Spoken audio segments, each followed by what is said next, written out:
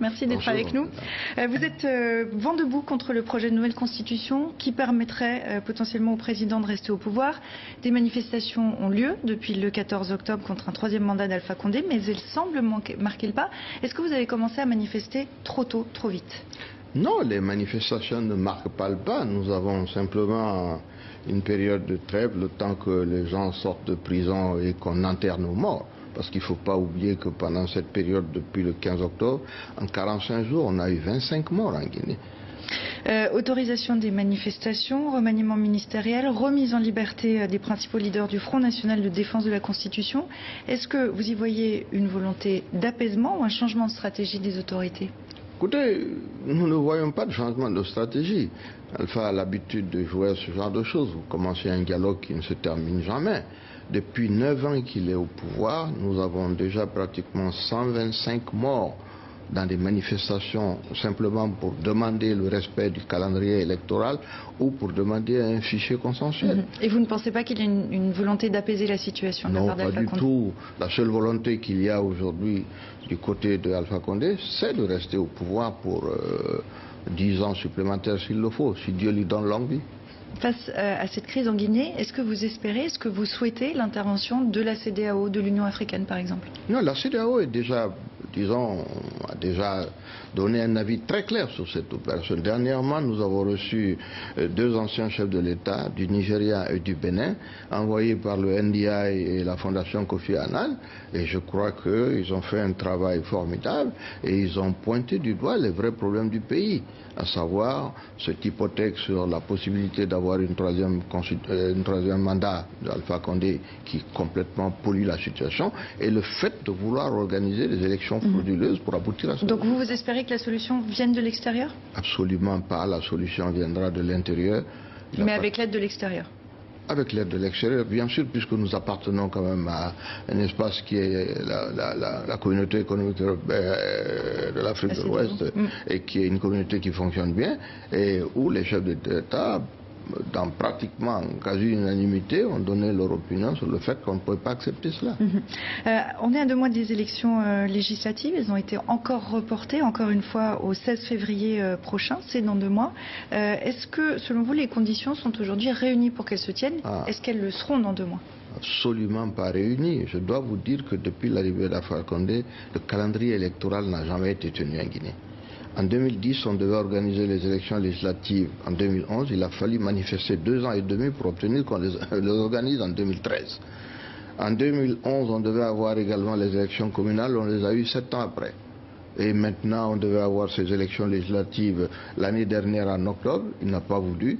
Maintenant que le Vous pensez qu'elles n'auront pas lieu en février? Non, elles n'auront pas lieu en février parce qu'on est en train de travailler. Alpha vient de lancer une opération de révision du fichier électoral qui légalement devrait durer 92 jours, qu'on a réduit à 25 jours, mais qui n'a fonctionné en réalité que 12 ou 14 jours. Je peux vous donner un exemple assez frappant.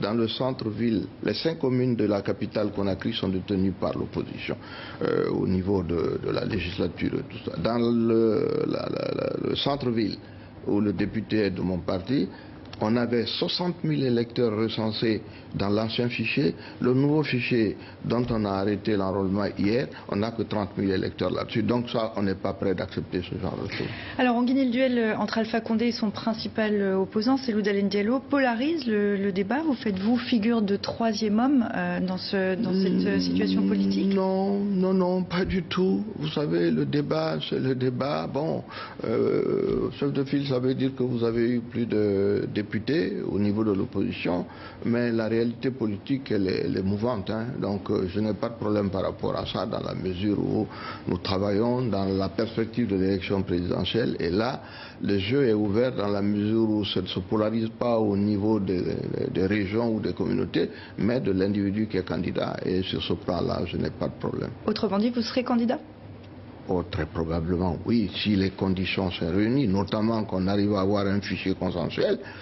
On est vraiment très loin de cela, mais nous n'accepterons pas que cela se passe comme on est en train de le faire, à savoir un fichier commandité par Alpha Condé, où on va avoir des zones où vous avez 80% de la population et le centre du pays, la capitale et autres, où on n'aura même pas 20% de la population. Est-ce que Cellou Dalein Diallo n'est pas le candidat naturel de l'opposition? Non, pas du tout. Il n'y a pas de candidat naturel de l'opposition. Il y a les candidats pour la présidentielle. Et je dis, c'est un homme face au peuple de Guinée. Vous avez démissionné de votre poste de haut représentant d'Alpha Condé. Un an plus tard, maintenant, vous vous rangez aux côtés de l'Union des forces démocratiques de Guinée, donc de Cellou Dalein Diallo. Est-ce que c'est une alliance de circonstances? On vous a reproché des calculs politiciens. Non, il faut mettre les choses comme elles étaient. J'étais dans l'opposition avant l'arrivée de Cellou Dalein Diallo, donc je continue de l'être.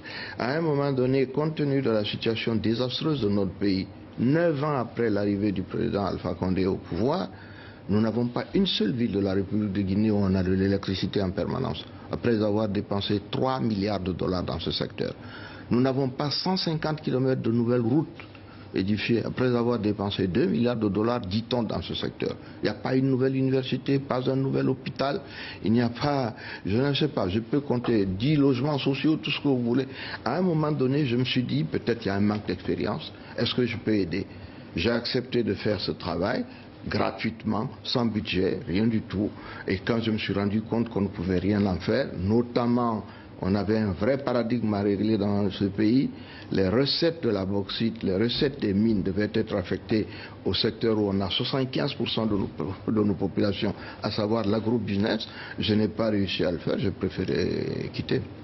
Et vous êtes le bienvenu à TV5 Monde si vous souhaitez annoncer ici votre candidature à la présidentielle. Non, pas Sidia du tout. Touré. Pas encore.